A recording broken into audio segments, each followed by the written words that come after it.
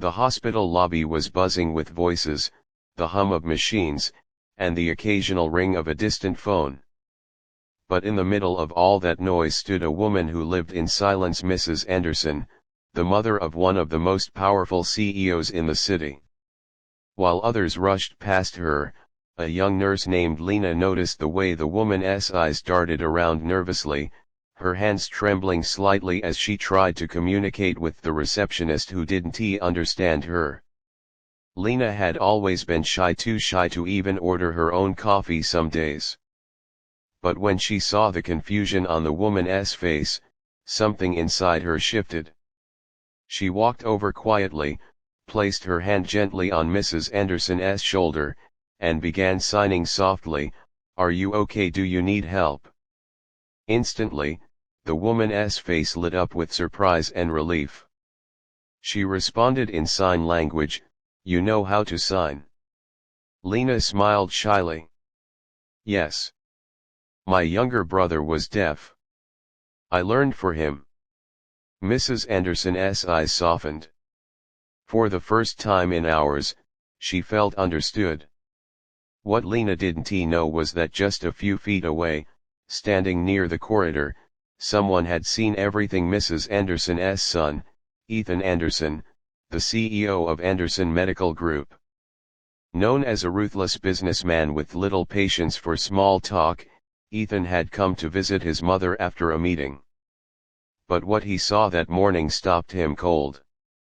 The way the nurse connected with his mother with kindness, not pity, was something he hadn't seen in years.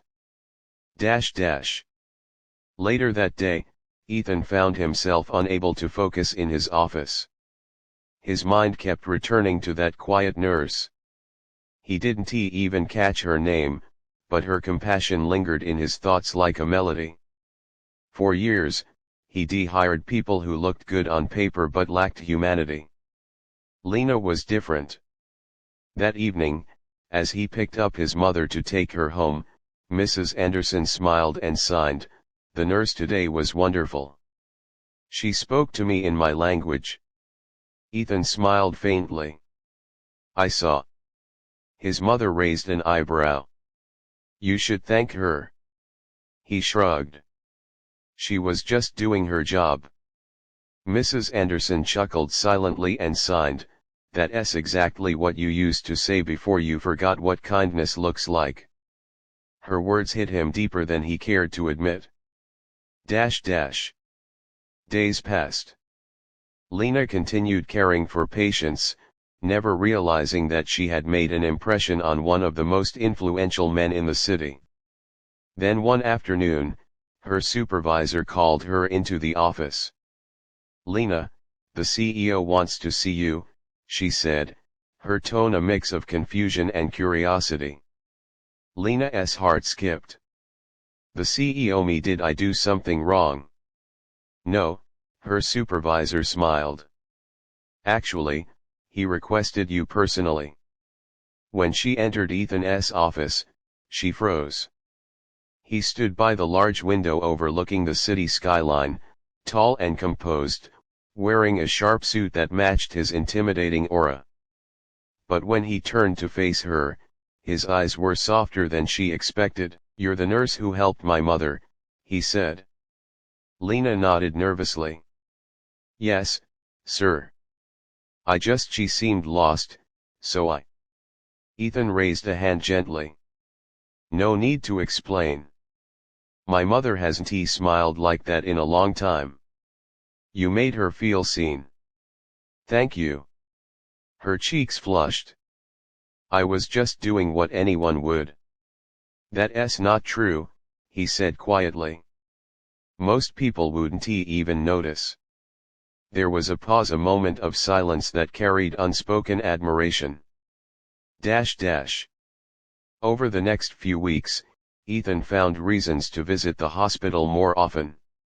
Sometimes he brought flowers for his mother, other times he simply walked through the corridors and always, somehow, ended up near the nursing station where Lena worked. Lena found his presence unsettling at first. Not because he was rude, but because he was too kind for someone known as a cold businessman.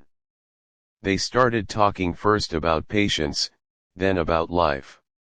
She learned that Ethan's father had passed away when he was young, and his mother's hearing loss had made him overprotective and driven.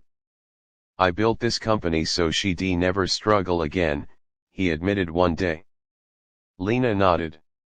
"Sometimes we try so hard to protect others that we forget to live ourselves." Her words stayed with him. But their connection wasn't without challenges.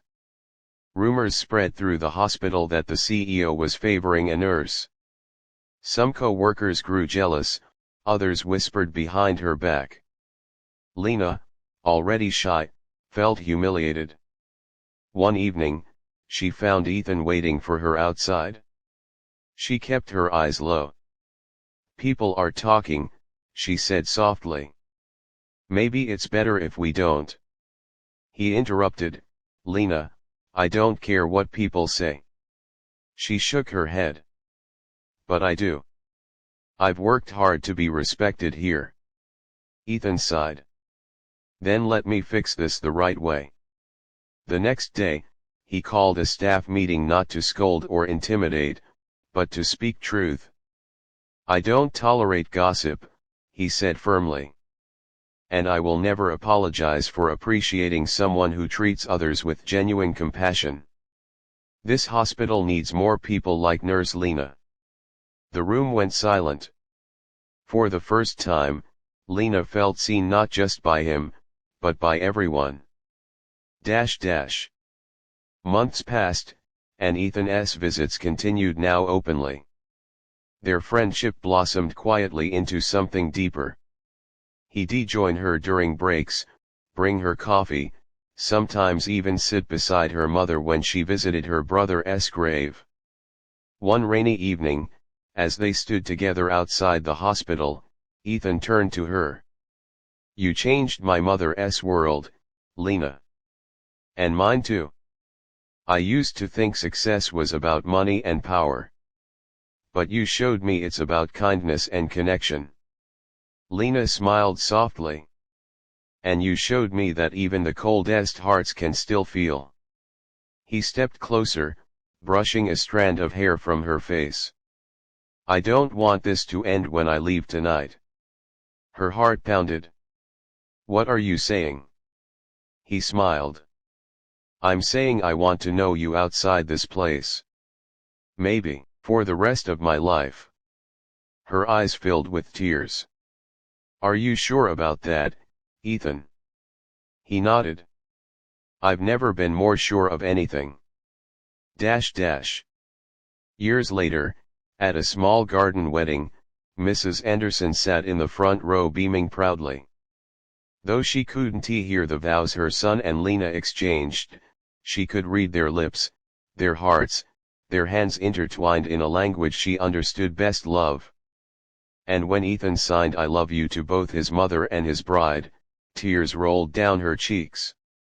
Because the shy nurse who once reached out to a lonely deaf woman didn't just touch one life, she healed two souls that had forgotten what it meant to truly listen.